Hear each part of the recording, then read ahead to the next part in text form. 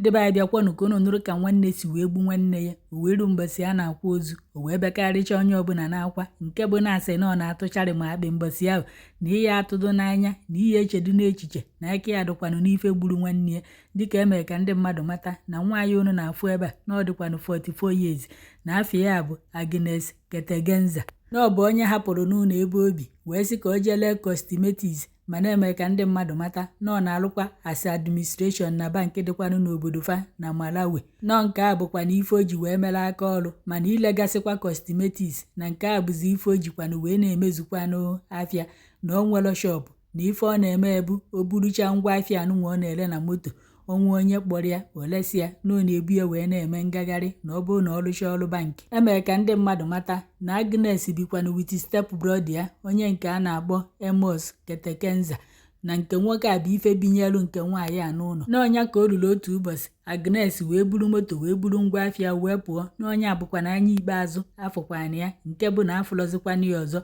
na nwanne ya nwaanyị bụzi ife jee na police station wee gwafa na ọ na-achọkwanụ nwanne ya nwaanyị achọ, na sinsi o ji wee buru moto wee pụ ka o jeela afịa na afụlọzikwana ya. Na mgbe ndị polisi manyitere nyocha na nzacha ka afụkwa na ebe moto ya pakịrị n'ụzọ, o wee bụ na ya bụ moto na graasị ya na-akụriri akụri na ozu nwata nwaanyị adịkwana n'ime ya bụ moto and na cosmetics ọ na-ele na-ezukọjefa ncha na-ezujekwa ma fon ya ma laptọpụ ya, mana ife galakarịsiziri ọnụ na ndị ochie ahụ hapụkwanụrụ ya wee pụọ nke bụzikwanụ moto ya bụ nwaanyị. Ntu aka ndị polisi si wee buruzikwana ozi ya wee mebezie nyocha na nzacha, o wee tara akịbazie fon ya ka a marụkwanụ kọlụ o mere ikpeazụ, o wee bụrụ na onye Naijiria otu nwaanyị a na-akpọ Chinyere na ọnya nwa bụkwana onye nye na ya kwuru ikpeazụ. Ntu aka ndị polisi si wee jekpuru Chinyere wee jebezie na kọstọdị fa ka a jụọ ya ajụjụ marụkwanụ na aka ya na ọdụkwanụ n'ife gburu nwaanyị anụnwa. Ndị polisi mechalụ nyocha na nzacha wee na-achọpụta na aka Chinyere adịghị ya, na Chinyere dụkwanụ ka onye kpọrọ ya ka o golo afịa n'ọdụkọ ndị kọstọm ya na-egokwana ya cosmetics. Ntu aka ndị polisi si wee bidokwa nyocha na nzacha ka a marụkwana onye gburu nwaanyị a, ebe a ka fano wee na-enweta infọmeshọn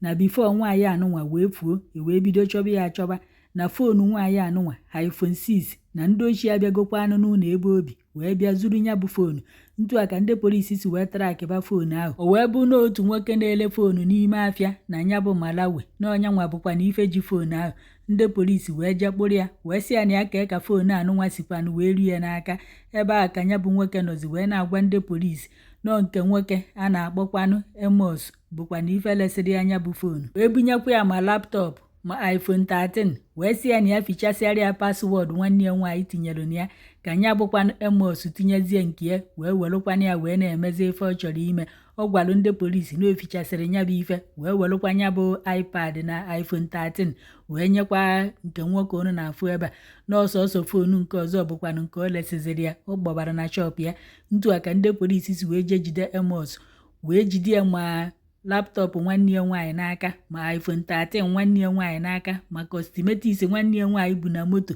ọ na-eje ka o lee bifo ogbuo ya okpokojefa ncha ma pawa bankị nwanne ya nwaanyị jikwa na-achaji foonu nọ nke nwanne ya nwaanyị na-ejidekwara anya n'aka. Na ka ndị polisi na-agbazi ya ajụjụ ọnụ ka ọ nọzi wee na-asa asịsa wee na-agwa ndị polisi na onye agbukwanụ nwanne ya nwaanyị. Wee na-ajụ ya mmadụ one ka fadu wee menya bụ ife, o wee sị na ọsọsọ ya bụkwa na ife gburu nwanne ya nwaanyị. Mana ndị polisi na-akọwa na-ewetakwanụ CCTV mgbe Agnes bụkwanụ moto ya wee gafee na o tegha aka na-enwere ụmụ okorobịa ịnọ gafetakwalụ mgbe ahụ na fa na-atụkwa n'anya na-enwere ike ọ bụ na ụmụ okorobịa na-abụkwa na ife nyere oke anụnwa aka wee gbukwanụ nwanne ya, kama na ka afụrụ ya bụ ife onyonyo na ụmụ okorobịa ite ahụ na-enwekwa ifefa ji n'aka nya ala ike na-ebutere ife ebe eji egbu mmadụ maọbụ na ife ji egbe maọbụ na o nwere ifefa zute n'ime moto na fa agba aka. Ebe ndị polisi nọkwa wee na-asị na-enwere ike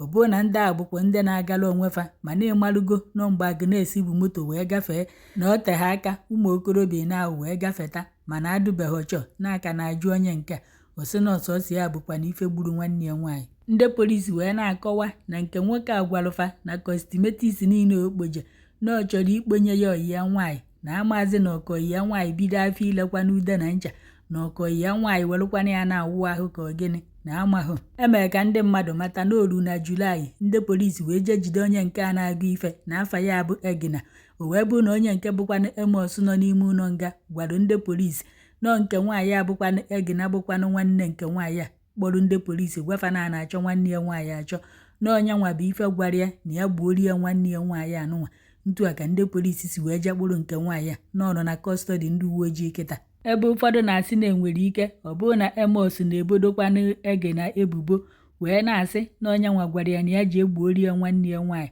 na achọba na enwekwana ife akaebe ejidekwana n'aka nke nwaanyị a na ife niile ejidere bụkwana ife akaebe nọ n'aka nke nwoke ka ejidere ya. Ebe ụfọdụ na-asị na enwere ike ọ bụrụ na nke nwoke na-ekwu eziokwu na enwere ike ọ bụrụ na ọ chọpụtago na o ji ụlọ ikpe na-aya egbu ya ọ na-asịzi na ọ bụghị sọsọ ya anwụ na onye zirie ka egbuo mmadụ na ọya akpọ ya afa na oya esokwu ya wee nwụ. So na nwanne ụtọrọ onye na ibie zinyere stepụ broda ka o jee gbuori ya nwanne ya nwaanyị na gịnị na-esezi gịnị ka a na-azọ fa na-azọ amụ ka fa na-azọ di ka fa na-azọ ọyi nwoke. Ajọ nwanne ajọkakwa ajọ obi ajọkakwuo. Ebe ndị mmadụ na-asị na enwere ike ọ bụrụ na mmadụ na-aba gburu nke nwaanyị a n'eziokwu na enwere ike ntu a nke nwaanyị na-arụ na bankị ọ bụrụ na o nwee life insurance na fa na-abụ enyogokwa anya bụ ife fụ na ego dị na ya fasị ka fa gbuo ya ka o wee nyere fa aka ka fa wee kerie ego rie. Ebe ụfọdụ na-asị na bifo ndị polisi wee bịa jide nwanne nke nwaanyị a na-aya enwe ife akaebe and ife nke nwoke a gwara ndị polisi ya eme ndị polisi fee wee kweta na nwanne ya nwaanyị bụkwa na ife gwara ya na ya ji egbuo nwanne ya nwaanyị. Ebe ụfọdụ nọ na kọmentị wee na-asị na ama na-abịa n'ife ụmụnne na-enwere nwanne ka fụkwanụ nwanne ya n'anya na ike ọ bụrụ na fa nwa na nke nwaanyị a na fa afụghọkwana ya n'anya ọfụma maọbụ ike ọ bụrụ na fa na-asọspekt kwana na nke nwaanyị a na ohe enyefe ego na ọ na-eri sọsọ ya fa wee cheberie echiche ọnwụ. N'ọkwa ntu a ka ụmụnne Agnes si wee gbakọ aka wee gbuo Agnes n'oge ya erughị eru maka ife nke ụwa ka mkpụrụ obi ezuru ike na ndokwa ka ọ nwetakwanụ justice ama nke a ya esi wee kpee ikpe a. So ọ bụrụ na asị na ya egbu ndị a abịazie n'otu ezinụlọ ọ bụrụ mmadụ ịtọ ya anwụ maka anya ukwu iwe na ọnụma.